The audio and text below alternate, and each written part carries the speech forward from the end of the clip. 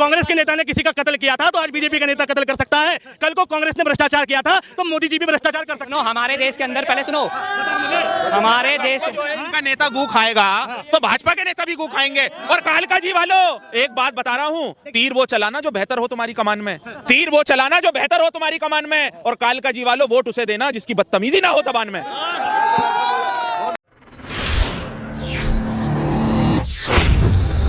जनता के बीच में मौजूद है, आम जनता से जुड़ेंगे, उनसे बातचीत करेंगे। सबसे पहले क्या कहेंगे प्रियंका गांधी के लिए जिस तरह से रमेश भिदोरी का बयान? रमेश भिदोरी के लिए 4 लाइनें हैं मेरे पास कि दिल म्यूजिक बस में अगर हो तो मैं क्या करूं, बदतमीजों से भरा हो मेरा घर हो तो मैं क्या करूं, और मैंने गाली बकने से तौबा तो की थी मगर गाली गलौज वाला ही मेरा घर हो तो मैं क्या करूं।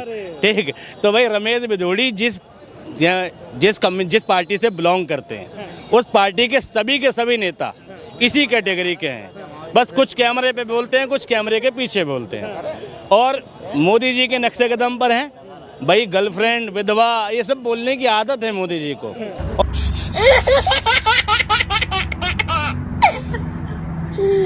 और रमेश भिदोरी भी बोलेंगे। बस सोचने वाली बात है कि भाई इस देश में कि मोदी जी ने क्या दिया इस देश को। जनप्रतिनिधि दिए वो भी बदतमीज। मोदी जी इस देश को कुछ नहीं दे पाए सिवाय झगड़े के। यही नहीं, अभी और सुनिए। अब जनप्रतिनिधि वो भी बदतमीज। अब रही बात, अगर बात करें दिल्ली की कालका जी सीट की, तो चुनाव जो है वो त्रिकोणीय है, अलका लांबा है, अतिशी है और भैया भिदोरी साहब हैं। देखिए, ये शख्स कहते हैं कि मोदी ने आकर देश में झगड़े के सिवा कुछ नहीं दिया है, अगर कुछ दिया है तो बस झगड़ा ही दिया है। इन्होंने आकर देश को तबाह व बर्बाद कर दिया। सबसे पहले इसकी वीडियो को देखिए, बातों को सुनिए। में ज्यादा, ठीक, धन में ज्यादा, और फिर अपनी गली में तो कुत्ता भी शेर होता, अपनी यही लड़ रहा था। और ये सारी बातें बीजेपी पे अप्लाई हो रही है रमेश भिदोरी साहब पे। बल में ज्यादा, धन में ज्यादा, फिर पीछे से सपोर्ट ज्यादा, ठीक, फिर कालका जी, लेकिन फिर भी हारेंगे। मतलब रावण कह रहे हैं हम भिदोरी? अरे बिल्कुल, क्योंकि राम जी जीते इसलिए नहीं कि बल में ज्यादा कम थे, क्योंकि मुकाबला बल धन का नहीं था। ठीक है, मुकाबला था चरित्रवान और चरित्रहीन व्यक्ति के बीच का। और दिल्ली की कालका जी सीट का चुनाव चरित्रवान और चरित्रहीन व्यक्ति के बीच है। ये देश की जनता तय कर ले और प्रदेश की जनता तय कर ले और कालका जी की जनता तय कर ले कि तुम्हें चरित्रवान व्यक्ति को विधायक बनाना है या चरित्रहीन को। ठीक, एक तरफ आतिशी है, ठीक है, जो सभ्य तरीके से बोल रही हैं, कांग्रेस की अलका लांबा है, ठीक, और इधर रमेश भिदोरी है। मैं कह रहा हूँ इनकी तो गिनती भी नहीं करनी चाहिए अब जनता को, जिस तरह की भाषा का इस्तेमाल किया। और मोदी जी को खुद ही टिकट काट देना चाहिए था।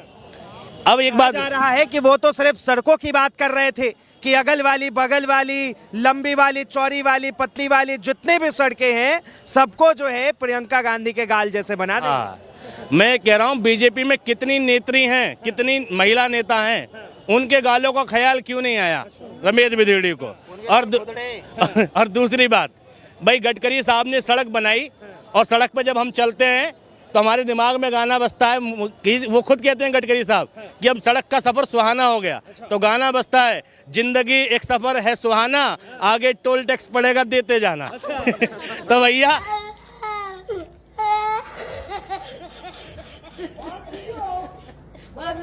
सीधी सी बात है भाई। रमेश भिदोरी के 7 विधायक थे बीजेपी के पहले भी। मैं पूछ रहा हूँ कितनी सड़कें बनाई उन्होंने गाल जैसी, कितने स्कूल बनाए उन्होंने गाल जैसे। तुम 7 विधायक, पूरे देश में तुम्हारी सरकार, ठीक, 7 सांसद तुम्हारे, उसके बावजूद तुम्हारी औकात सड़क बनाने की नहीं। और सड़क बनाना तो दूर की बात, तुम काम के नाम पे वोट नहीं मांग पा रहे हो। और तुम बात कर रहे हो कि दिल्ली में केजरीवाल को हराएंगे। केजरीवाल को हराने के लिए शिक्षा का 25% बजट देना पड़ता है, पूरे बजट का 25% शिक्षा को देना पड़ता है। देखिए, रमेश भिदोरी जो है कहते हुए नजर आए कि अब जो है जिस तरीके से लालू यादव ने बिहार में अपना बयान दिया था कि हेमा मालिनी के गाल के जैसे बिहार का पूरा सड़क बना देंगे, तो उसको लेकर किसी ने कुछ नहीं बोला, तो मैंने बोला तो क्या? देखिए, मीडिया वाले भाई इनसे सवाल करते हैं और ये क्या जवाब देते हैं, इतनी बेहतरीन जवाब देते हैं कि आप भी सुनकर तरफ जाएंगे, मचल जाएंगे। प्रसाद यादव का लहजा मजाकिया था और तुम्हारा लहजा बदतमीजी का है, पहला फर्क। दूसरी बात, हेमा मालिनी इस देश की फिल्म स्टार है, ठीक, उस टाइम पर तो थी, अभी तो नेता हो गई, ठीक, लेकिन उस टाइम पर कौन थी?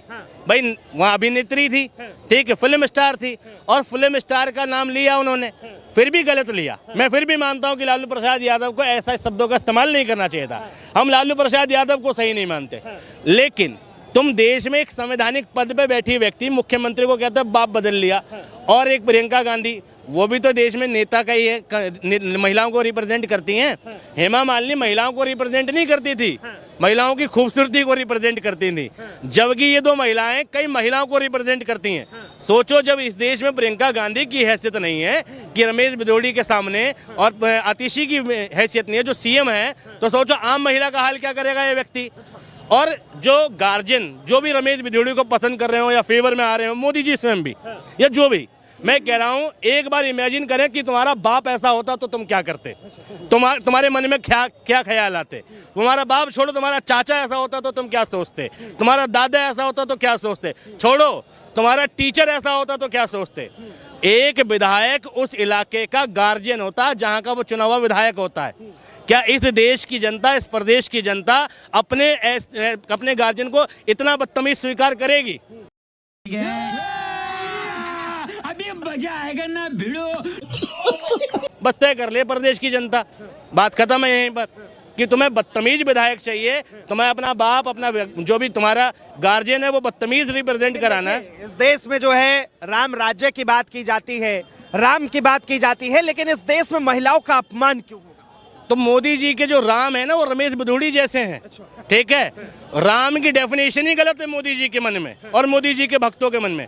राम का मतलब है इस देश में शांति, राम का मतलब है दूसरे की रिस्पेक्ट, राम का तो मतलब ये कि अगर राम जैसे वस्त्र बना लो तो तुम गलत करने की सोच नहीं सकते। रावण ने राम का जब वेश बनाया था, जब सीता का हरण किया था, मैं स्पर्श नहीं कर पाया, सीता को आज तक मैं स्पर्श नहीं कर पाया। तो मंदोदरी ने कहा था ना कि राम का वेश बना लो, सीता स्वीकार कर लेगी। तो रावण ने कहा था कि जब मैं राम का वेश बनाता हूँ तो मुझे मेरी पत्नी और मेरी माँ को छोड़ के, मेरी पत्नी को छोड़ के पूरी दुनिया में माँ बहन नजर आती है। मीनिंग ये थी कि अगर मैं सिर्फ राम जैसा बन जाऊं, वस्त्र पहन लूं, तो मैं गलत करने की सोच नहीं सकता। और मोदी जी के सपोर्टर उसी राम के नाम पर बदतमीजी पे बदतमीजी कर रहे हैं। मोदी जी के सपोर्टर उसी राम के नाम पर कि लोगों का कत्ल कर रहे हैं, गाड़ियों में फूंक दे रहे हैं जय श्री राम बोल के। तो मोदी जी के आइडियोलॉजी में और मोदी जी के अंधभक्तों की आइडियोलॉजी में राम कहीं से कहीं तलक उतरते ही नहीं है।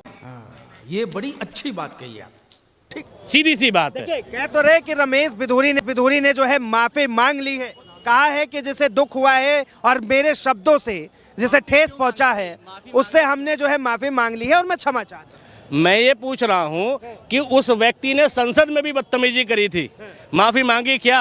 और आज तुमने बदतमीजी करके तुम माफी मांग लोगे, ठीक है, फिर तुम कल गाली दोगे।